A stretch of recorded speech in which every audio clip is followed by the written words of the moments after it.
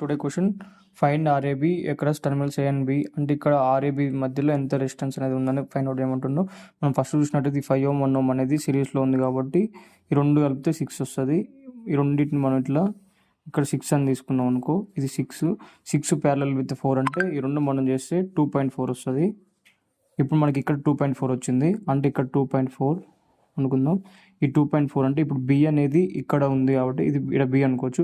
ఇక్కడ ఏం ఎలిమెంట్ లేదు కాబట్టి డైరెక్ట్ దీన్ని బి అనుకోవచ్చు. అప్పుడు మనం ఈ టర్మినల్ అనేది మనకి ఏమవుతుంది, ఈ నోడ్ అనేది మనకి ఏం తెలియదు కాబట్టి దీన్ని సి అనుకుందాం. ఇప్పుడు ఇక్కడ ఏ ఇక్కడ బి ఇట్లా తీసుకుందాం. ఇప్పుడు A2 ఇది ఏ కాబట్టి A2B 3 ohm ఉంది, ఇట్లా డ్రా చేసుకుందాం.